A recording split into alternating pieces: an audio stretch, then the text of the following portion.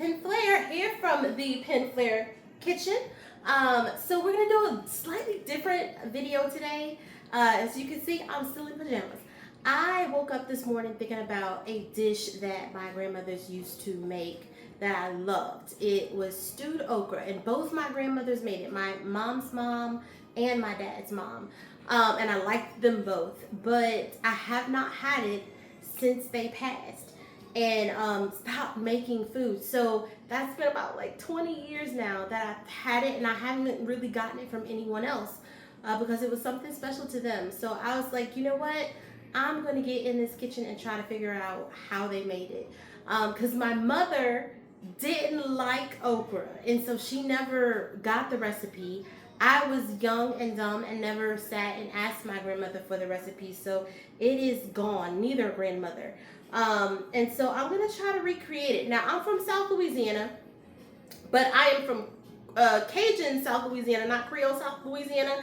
And the recipe that I've been looking, all of the recipes have been calling for tomatoes, and I know that there weren't tomatoes in this dish. So I'm gonna try to play with it a little bit, use the recipe as a base of like how it should come out, and then hopefully the taste will be spot on to what I am hoping for. So follow me as I cook some stewed okra. All right, so the recipe called for some onions, bell pepper, celery. So I cut that up and I have that all in here. Shrimp, fresh shrimp. So if you guys are like trying to make this at home and you're not from a coastal region, it's gonna taste a little different. There is a difference between frozen shrimp and fresh shrimp, but make sure you get Louisiana shrimp. Support Louisiana. And it does taste different than other shrimp outside of the Gulf. So some Gulf shrimp. And then this is what's gonna make it. This I know. Billy's sausage. So this is a meat and crackling place that we have in Louisiana, and it makes food taste so good. The sausage does matter, so if you are not from Louisiana, make sure that you get a very good sausage to put in this, because that's where a lot of the flavors of your stewed okra is going to come from. All right, and then we have Magnolite pot. Well, I have the okra. Now, the directions in the recipe called to cook the okra in the pots and put the vegetables in the oven. I did vice versa. I'm going to cook the vegetables in the pots, and I put the okra in the oven to reduce the slime. Now, I did this because I don't want my okra to burn. You have to cook the slime out of the okra, and I don't want it to burn, and I think that that's what the tomatoes are for. So I put the okra in the oven first to get some of the slime out.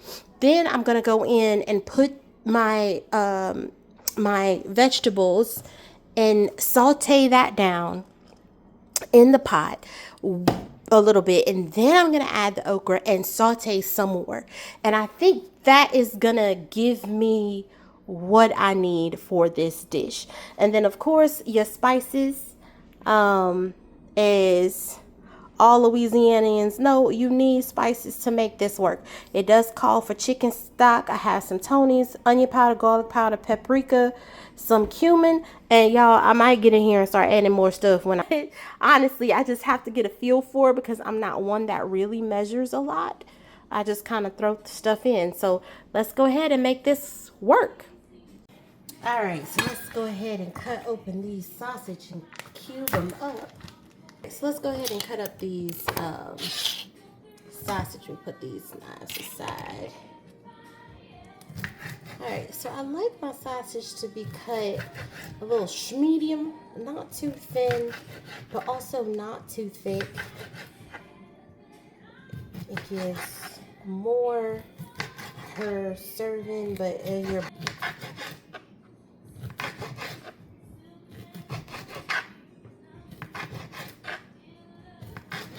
now, I'm probably not using the proper knives. I am not a chef, you guys. Just to reaffirm, I am just a wife, a mother, and a person who enjoys cooking when I have time. Like when I am working, because I am also a teacher. I am not in the kitchen like this, y'all. But I do like to cook a lot and then freeze so that I have food whenever I'm ready. All right, so these are the sausage, and I'm just going to sit these aside for when I'm ready for them. Let's go ahead and cook the vegetables. Let's get this vegetables. Go ahead and saute these vegetables and this okra down one good time. Give me a little oil.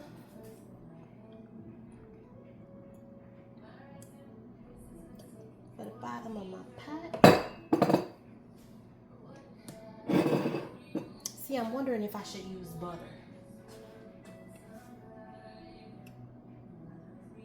See, they do, okay, so they do have butter on the recipe instead of oil. But you know what, we're gonna go with it. We're gonna go with oil since that's what I grabbed. Now, you know, I don't think I need all of the vegetables that I cut. I always usually cut a little bit more than what I need. So we're gonna saute just about half of that down, y'all.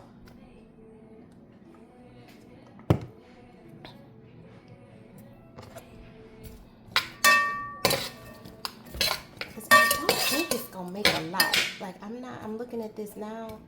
I really don't think it's gonna make a lot. And that's okay. Cause I'm just trying it out. I might even halfen my sausage. Just to have a little sample.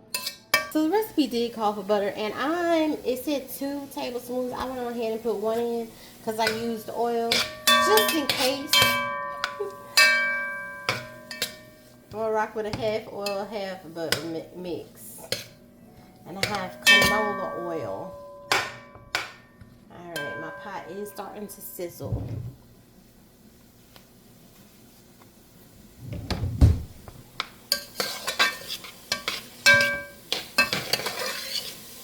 Now, also, what I would suggest is to chop your vegetables a little bit finer than what I chopped mine, just because I'm okay with the thicker bite of onions, bell peppers, tomatoes. But I mean, it's gonna be stewed down anyway, and I'm gonna cook it slow. So I'm okay. I honestly am okay with that. Now I'm gonna go ahead and add my sausage in to brown too, and let my onions catch that sausage flavor.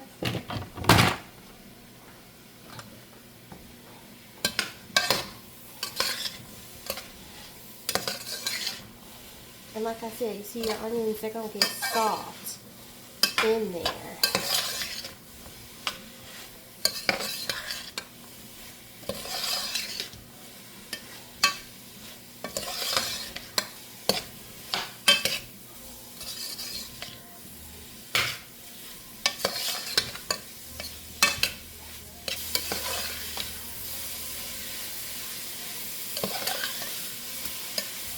So basically we're stirring this until it browns all together.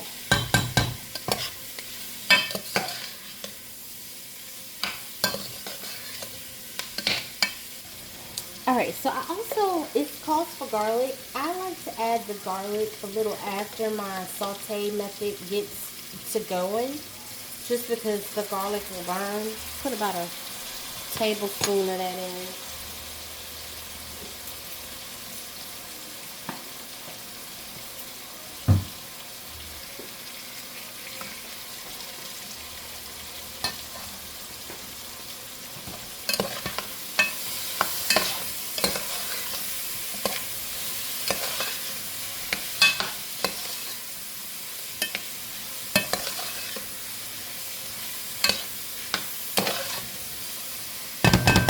Okay, now let's go ahead and add the okra.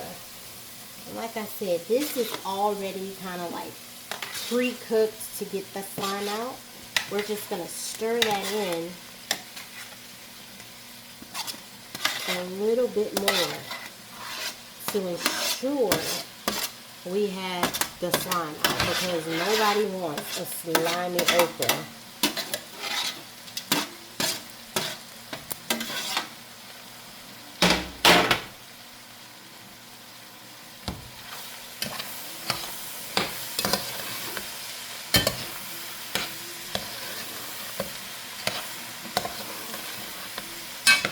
So when I stir it, the way I know is as I stir it, it's going to get a lot less of those slime streaks.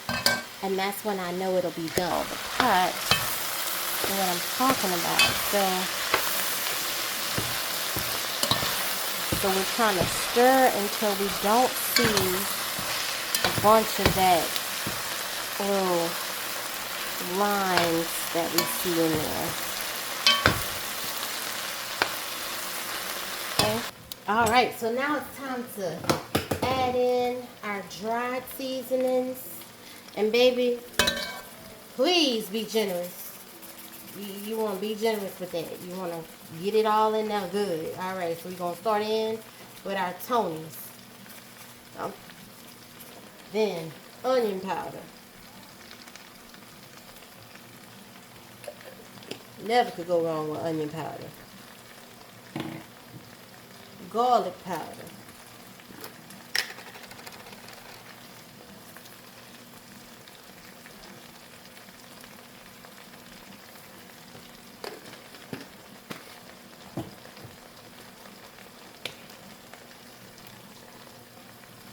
Paprika. Now, I'm going to be a little light on this cumin because I don't even know if I'm supposed to be adding this, but I'm going to just put a little bit because this I like in a little flavor of that in a stew. Alright, now let's stir that in. We at the final phases of making sure all of our, yes, okay.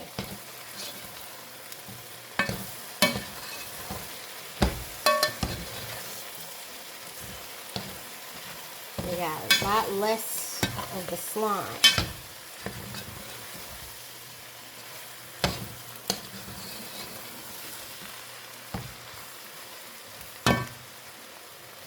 Okay. Now we're going to put our chicken stock in. It calls for a half a cup of chicken stock. I feel like I'm going to need a little bit more than it, because I don't have the tomatoes.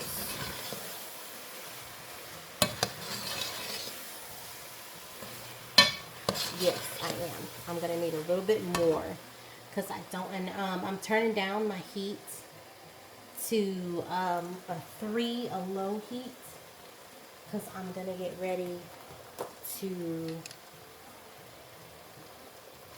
so I'm going to do 1/4 of a cup more. Even though I have half a cup, so y'all see what I mean when I say I don't measure.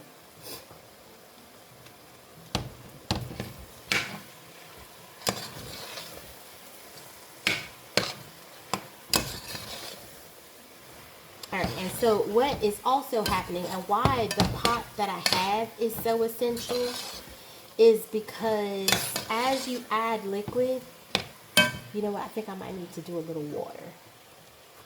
Alright, because I do want this to slowly cook. I'm going to turn down a little bit more. As I was saying, so as you add liquid to this pot, it deglazes the bottom where you have a lot of the burnt. It looks burnt, but it's not. It's just the seasoning and all of the flavor of the meat and the vegetables that have accumulated at the bottom of the pot. That comes out, and then it makes you like a kind of brownish gravy type situation. So it's really, the stewed okra is like a gravy and rice, and it's coming out looking perfect. Okay, so now my shrimp. I don't know what I gotta do with that shrimp. Let me look at this recipe real quick.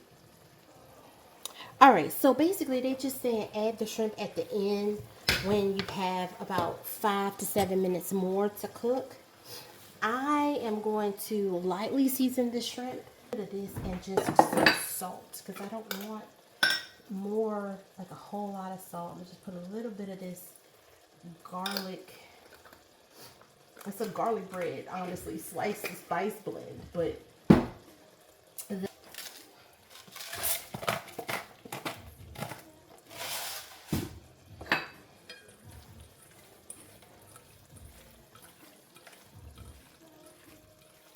I'm gonna mix that in with my hand. So like I said, it's just so there's some seasoning sticking to the shrimp and they're not in there plain, right? It's giving it a garlicky taste.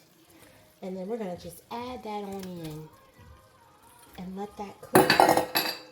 This is my, of course, this is my right hand.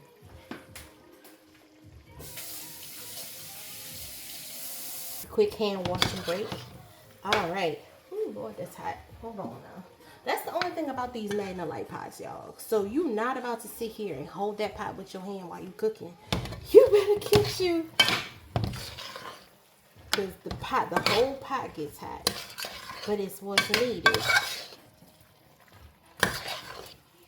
Okay, you know what? This is looking, it's looking right. I'm so excited.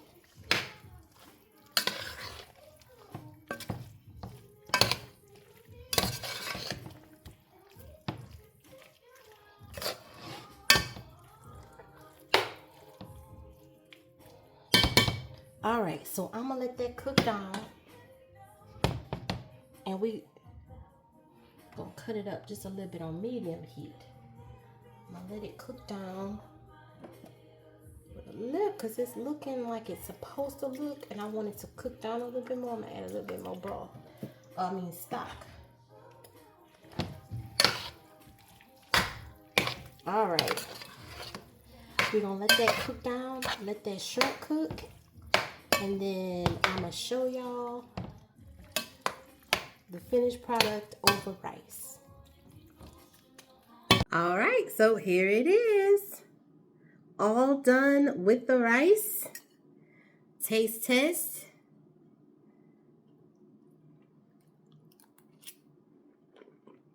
Mm-hmm. Mm-hmm. Mm-hmm.